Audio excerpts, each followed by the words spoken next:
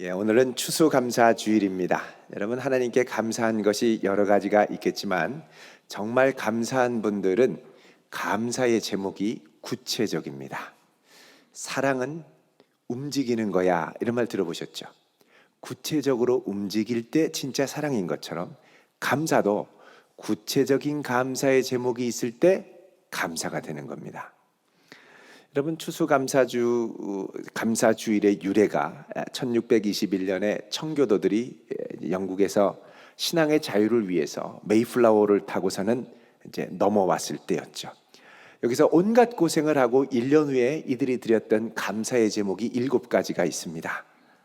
처음 이쪽으로 올 때 배는 비록 180톤밖에 안 되는 작은 배였지만 그 배라도 주심을 감사.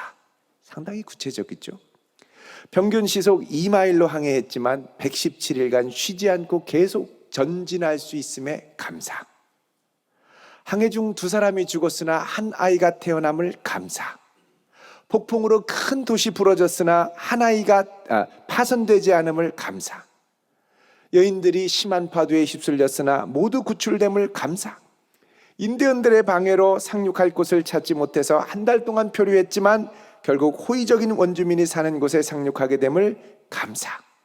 고통스러운 3개월간 한 명도 돌아가지 않은 사람이 나오지 않았음을 감사. 여러분, 막연히 감사한 것과 정말 구체적으로 감사한 것은 다릅니다. 이따가 우리 소그룹 나눔 셀 모임 할 때 감사를 구체적으로 나누시길 바랍니다. 충청도가 조금 구체적인 거를 말하는 걸 두려워해요. 구체적으로 뭘 감사한데요?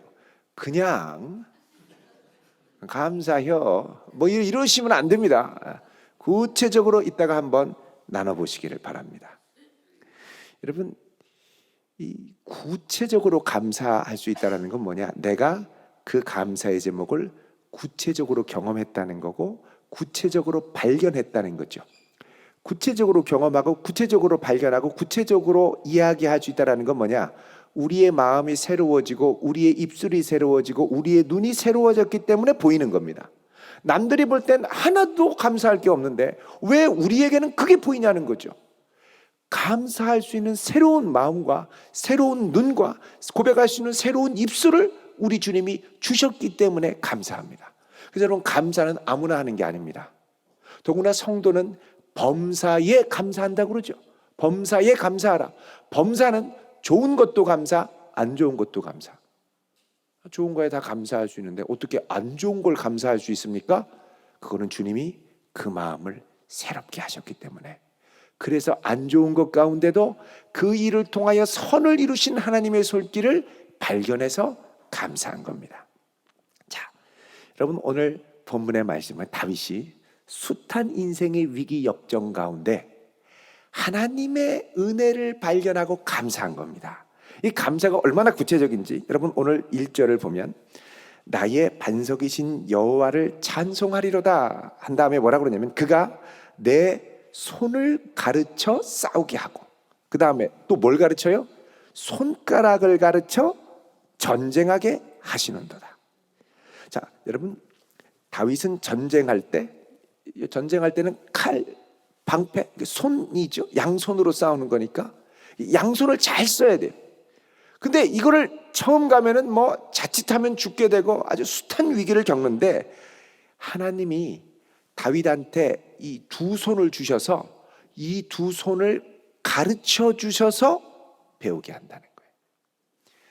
여러분, 우리가 은혜 안에 있으면 우리 손 쓰는 거를 새롭게 배웁니다.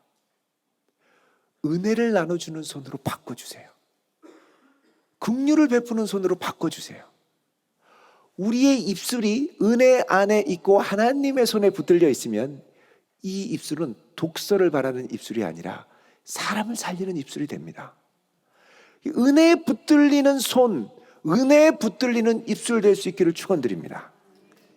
그리고 주님께서 뭘 가르치시느냐? 손가락을 가르쳐 전쟁하게 하신다는 거예요. 그러면 손가락을 가르친다는 건 뭐냐? 활 시위를 당길 때 이 손의 감각이 중요하거든요. 여러분, 몽골 국립박물관에 가면 화살이 수백 가지 종류가 있습니다. 근데 이거를 쏠 때 이 텐션이 다 달라요. 그 촉이 보면 얼마나 날카로운지 몰라요. 별의별 게 다 있어요. 근데 이거를 쏘는 방법이 다 다른 거예요. 이거는 감으로 익히는 겁니다. 손가락, 감. 오늘 제육볶음을 맛있게 하셨는데 범인의 손은 아닌 것 같습니다. 누군가의 손이 있었죠. 이게 그냥 하는 거, 레시피 보고 나오는 음식 맛은 아닌 것 같아요. 이게 손이 있는 거예요. 여러분, 하나님이 다윗에게 활 쏘는 법을 가르치셨습니다. 숱한 전쟁 중에 그의 손을 들으시고 그의 감각을 살리셔서 어떻게 적을 쓰러뜨릴지를 알게 하셨어요. 아니, 내가 하다 보니까 잘한 거지 뭐 하나님이 도와주셨어? 아니라니까요. 하나님이 다윗의 손을 들어 쓰신 겁니다. 여러분, 하나님의 손길이 들어 쓰는 그 손가락, 그 손, 그 입술이 내 입술이 될 수 있기를 바랍니다. 하나님이 쓰실 때 나는 쓰임받는 인생이 되는 거죠. 그래서 다윗이 감사한 건 뭐냐? 내가 참 어색하고 서툴었는데 하나님의 은혜의 손에 붙들렸더니 이 손가락이 다른 손가락이 되더라는 거죠. 아주 구체적으로 고백을 하고요. 그 다음에 다윗은 이렇게 구체적으로 하나님을 경험한 것을 넘어서 그 다음에 뭘 고백하냐면 하나님의 성품을 감사하며 찬양합니다. 여러분, 이 일하는 방식을 배우고 그가 하는 것들을 구체적으로 보고 고백하고 나면 이분이 이런 분이구나 하는 걸 우리가 깨닫게 되죠. 그래서 숱한 전쟁 가운데 다윗을 구하시고 활 쏘는 손을 붙들어 주시고 손가락 튕기는 법을 가르쳐 주신 하나님을 경험하다 보니 다윗은 하나님의 성품을 찬양합니다. 성품을 찬양하는데 2절에 보세요. 여호와는 나의 뭡니까? 사랑. 또 여호와는 나의 뭐예요? 요새. 얼마나 그분 안에 있으면 든든한지 모릅니다. 여러분, 하나님이 나의 요새라고 고백하려면 요새 같은 하나님을 숱하게 경험해 봐야 돼요. 그래야 담대하게 얘기하죠. 야, 하나님이 정말 너 지켜주셔? 그렇지. 진짜? 지켜주시는 것도 같고 뭐 그때 다르신 것 같아. 이러면 안 되죠. 하나님은 나의 요새, 분명히 경험한 하나님의 능력입니다. 그 다음에 보면 그는 나의 산성이고 나를 건지는 분이고 나의 방패이니 내가 그에게 어떻게 해요? 피하였다. 그분은 내가 피할 수 있는 최후의 보루. 여러분, 내가 위기일 때 누구한테 피하겠습니까? 친구를 만나겠습니까? 제가 가끔씩 새벽에 이마트 오면은 친구들을 만나는 분들이 계십니다. 취해가지고 나 어떻게 살아 막 이러고 시험 망쳤는지 어떻게 했는지 모르지만 실현당했는지 모르지만 뭘 어떻게 살아요? 잘 살아야죠. 하나님께 피하는 것만큼 안심되는 게 없습니다. 그리고 더 나아가서 놀라운 걸 경험하는데 그가 내 백성을 내게 어떻게 해요? 복종하게 하셨나이다. 여러분, 다윗이 여러 가지 활동을 하고 전쟁을 하면서 주변의 사람들이 다윗 앞에 무릎을 꿇고 복종했는데 이건 다윗이 한 번도 자기 힘과 능력으로 그렇게 했다고 생각을 하지 않았습니다. 사람이 내게 무릎 꿇는 것은 무릎 꿇게 하시는 하나님의 능력 때문입니다. 여러분, 사람의 마음을 얻기 원하십니까? 물론 그 사람에게 잘해주어도 그 사람의 마음을 얻지만 먼저 하나님의 마음을 얻을 수 있기를 바랍니다. 하나님이 붙여주셔야 되고 하나님이 그 마음을 열어주셔야 되고 하나님이 그 마음을 당겨주셔야 그 사람이 내게 무릎을 꿇을 수 있고 내게 복종할 수 있고 내게 선대할 수 있습니다. 이 마음을 바꾸시는 분은 하나님이신 거예요. 자, 이런 하나님을 경험하자. 자, 구체적인 하나님의 능력 경험했죠. 그걸 통해 하나님이 어떤 분인지 성품을 고백했죠.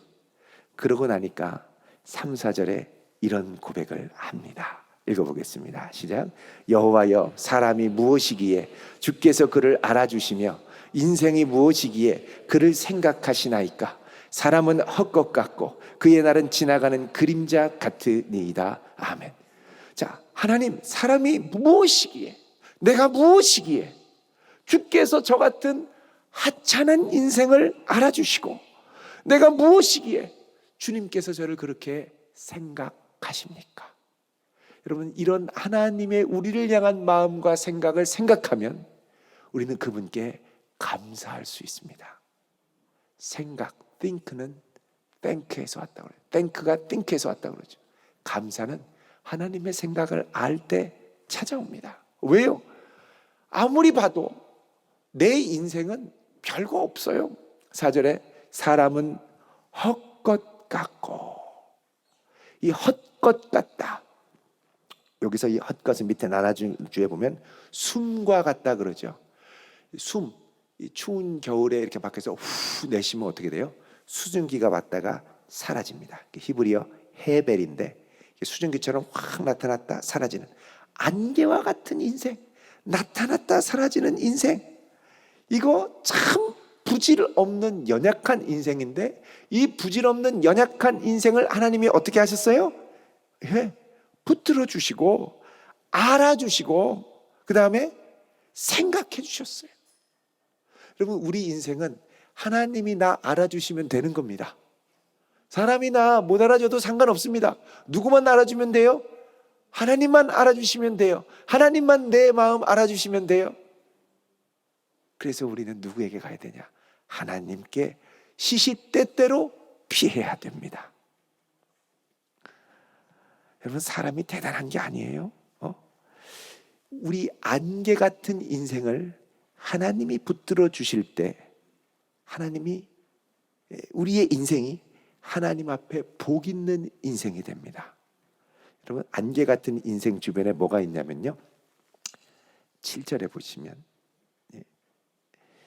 위에서부터 주의 손을 펴사 나를 큰 물과 이방인의 손에서 구하여 건지소서 한 다음에 그들의 입은 무엇을 말합니까?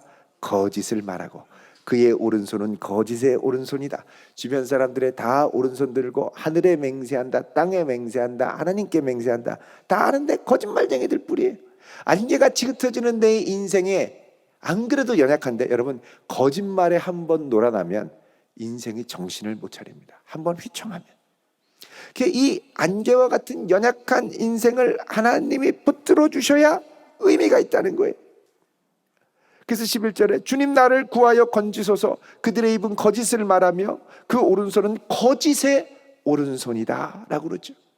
거짓이 난무하는 이 세상, 안개와 같은 우리 인생, 여러분, 하나님의 손에 붙들려야 잘 될 줄로 믿습니다. 자, 하나님의 손에 붙들리니 어떻게 됩니까? 12절에 자녀가 아름답게 하나님의 형상을 닮은 자녀로 크고, 13절에 보면 곳간에 백곡이 가득하고 온갖 귀한 것이 가득하고, 14절에 수소와 가축이 가득하고, 안개 같은 인생, 보잘것없는 인생, 부질없는 인생을 감당할 수 없는 복으로 채워주신 것이죠. 15절 같이 읽습니다. 시작. 이러한 백성은 복이 있나니 여호와를 자기 하나님으로 삼는 백성은 복이 있도다. 아멘. 이런 백성, 하나님을 의뢰하고 구체적으로 하나님을 경험하고 그 하나님이 나의 사랑, 나의 요새라고 고백하는 그 백성은 복이 있나니 여호와를 자기 하나님으로 삼는 백성은 복이 있도다. 왜? 안개 같은 인생 하나님만이 채워주실 수 있기 때문에 그 하나님을 의지하는 그 인생이 복이 있다고 말씀하십니다. 여러분, 우리 인생은 하나님 붙들어 주셔야 됩니다. 이거 붙들리지 않으면 내가 한다고 난리를 치며 길길이 뛰어도 안 돼요. 헛되게 부질없이 그냥 세월이 지나갑니다. 하나님이 채워주십니다. 그분을 의지하고 그분을 나의 사랑으로 삼기를 바랍니다. 여기 나의 사랑이라는 말은 헤세드입니다. 헤세드. 하나님의 언약이 변함없이 끝까지 붙들어주는 다함없는 사랑, 이게 바로 헤세드의 사랑이죠. 그 하나님이 우리를 붙들어 주십니다. 이 하나님을 신뢰하며 나아가는 복된 백성 될 수 있기를 주의 이름으로 축원드립니다. 기도하겠습니다.